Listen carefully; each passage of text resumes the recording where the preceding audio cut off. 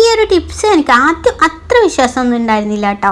അപ്പോൾ ഇത് ഉപയോഗിച്ച് തുടങ്ങിയപ്പോഴാണ് ഇത് നല്ലൊരു ടിപ്പാന്ന് മനസ്സിലായത് കേട്ടോ. അപ്പോൾ മാസം വരെ ഉപയോഗിച്ചാലും ഇതിൻ്റെ മണത്തിനൊന്നും ഒരു മാറ്റവും ഇല്ല എന്ന് മനസ്സിലായി കേട്ടോ. അപ്പോൾ ഇത് നമുക്ക് നല്ലൊരു എയർ ഫ്രഷ്നറായിട്ടും പിന്നെ അതുപോലെ തന്നെ നമ്മൾ അയൺ ചെയ്യുമ്പോഴൊക്കെ ഒന്ന് സ്പ്രേ ആക്കി കൊടുക്കുകയാണെങ്കിൽ നല്ല ഒരു സ്മെല്ലായി കിട്ടും കേട്ടോ. അപ്പോൾ നല്ലൊരു ടിപ്പാണ് തോന്നി. അപ്പോൾ ഈ ഒരു ടിപ്പ് അറിയാത്തവർക്കായിട്ട് കുറച്ച് വെള്ളം ഒഴിക്കുക, എന്നിട്ട് അതിൽ കുറച്ച് അത്ര ഒഴിച്ചു കൊടുക്കുന്നുണ്ട്, എന്നിട്ട് ഒന്ന് ഷേക്ക് ചെയ്യുക, അത്രയേ ഉള്ളൂ കേട്ടോ. നല്ലൊരു ടിപ്പായി തോന്നി. അപ്പോൾ ചെയ്ത് നോക്കാത്തവരാണെങ്കിൽ തീർച്ചയായിട്ടും ട്രൈ ചെയ്ത് നോക്കുക. അപ്പോൾ ഇതുപോലത്തെ യൂസ്ഫുൾ വീഡിയോസിനായിട്ട് ലൈക്ക് ചെയ്യുക, സബ്സ്ക്രൈബ് ചെയ്യുക. Okay, by.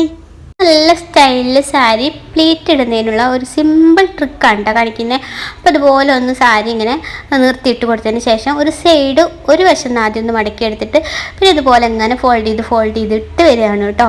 അപ്പോൾ എന്നിട്ട് ലാസ്റ്റായിട്ട് നമ്മളിപ്പോൾ ഇതൊന്നും ഇങ്ങനെ അയൺ ബോക്സ് വെച്ചിട്ട് നമ്മളിപ്പോൾ അയൺ ചെയ്തെടുക്കുന്നുണ്ട്. അപ്പോൾ ഇതുപോലെ അയൺ ചെയ്തെടുക്കുക. ഇനിയിപ്പോൾ നല്ല പോലെ തന്നെ അയൺ ചെയ്തെടുത്തിട്ട് ഇതിൻ്റെ ഒരു മടക്കൊക്കെ വരുന്ന ഈ ഒരു ഭാഗം ഉണ്ടല്ലോ, അപ്പോൾ അതൊന്ന് നിവർത്തിയിട്ട് ഈ മടക്ക് വരുന്ന ഈ ഒരു ഭാഗത്ത് നമ്മളിങ്ങനെ പ്ലീറ്റുകൾ ഇങ്ങനെ എടുക്കുകയാണ് കേട്ടോ.